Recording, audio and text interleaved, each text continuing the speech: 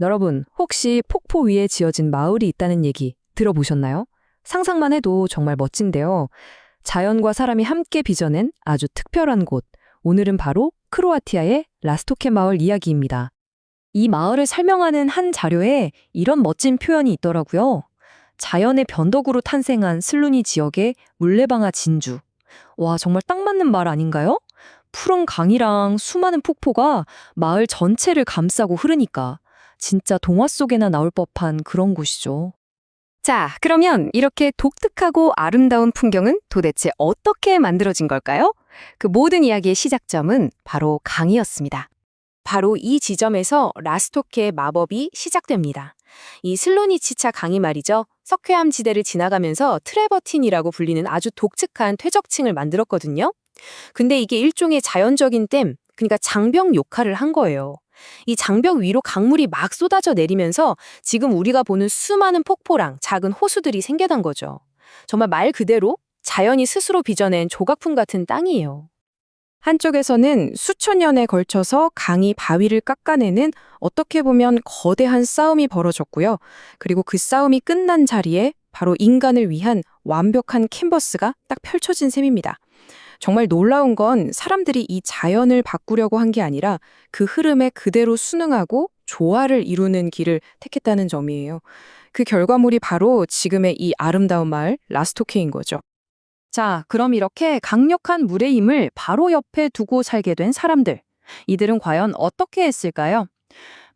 그들은요, 이 엄청난 에너지를 자신들의 삶의 동력으로 바꾸는 아주 놀라운 지혜를 발휘합니다.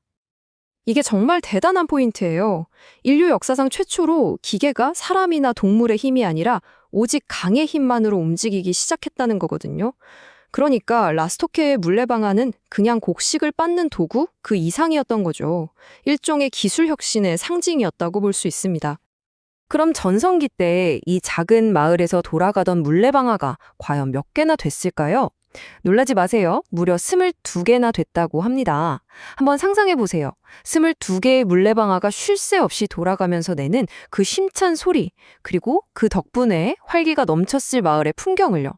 정말 대단하지 않았을까요? 근데 이 물레방아는 정말 시작에 불과했어요. 마을 전체가 물의 힘으로 살아 움직이는 마치 하나의 거대한 유기체 같았다고 할까요? 직물을 부드럽게 만드는 방모 공장도 있었고 심지어는 빨래를 하는 바구니까지도 전부 이 물의 힘을 이용했으니까요. 그리고 이 모든 시설들을 28채의 집들이 빙 둘러싸고 있었으니 그야말로 완벽한 자급자족 공동체의 모습이었던 거죠. 특히 이 지점에서 라스토케 사람들의 기발함이 정말 빛을 발하는데요. 바로 코샬로라고 불리는 독특한 빨래 방식입니다. 이게 뭐냐면요. 쉽게 말해서 세탁기가 나오기 훨씬 이전에 발명된 자연산 자동 세탁기라고 생각하시면 돼요.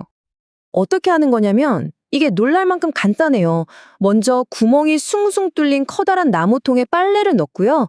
그 통을 그냥 강물에 아주 거센 급류에 담가두는 거예요. 그럼 끝입니다. 강력한 물살이 막 빨래를 두드려주고 뒤집어주고 헹궈주기까지 하니까 전기? 필요 없죠. 세제? 당연히 필요 없죠. 완벽한 친환경 자동 세탁 시스템이 셈이죠. 진짜 기발하지 않나요? 자, 그런데 이렇게 특별하고 독창적인 마을이 어떻게 지금까지 잘 보존될 수 있었을까요? 정말 다행스럽게도 사람들은 꽤 일찍부터 이곳의 가치를 알아봤습니다. 이 흐름을 쭉 보면 라스토페가 자신의 가치를 인정받기까지의 여정을 한눈에 볼 수 있어요. 17세기에 처음 기록에 등장한 이 작은 마을은 19세기 말에서 20세기 초에 가장 번성했고요. 그리고 시간이 흘러 1960년대에 들어서면서 마침내 그 역사적 환경적 가치를 공식적으로 인정받게 됩니다. 그래서 국가기념물로 지정되면서 지금까지 보호받고 있는 거죠.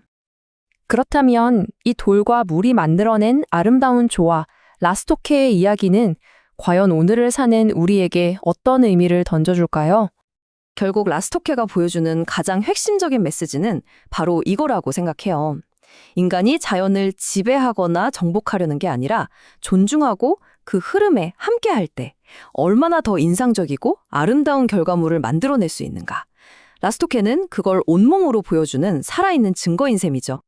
모든 것이 기계와 인공지능에 의존하는 지금 이 시대에 오직 강물이라는 자연의 힘만으로 번성했던 이 작은 마을의 이야기는 우리에게 참 많은 생각을 하게 만드는 것 같습니다.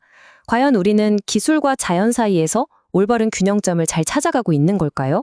이 질문을 여러분께 던지면서 오늘 이야기를 마무리하겠습니다.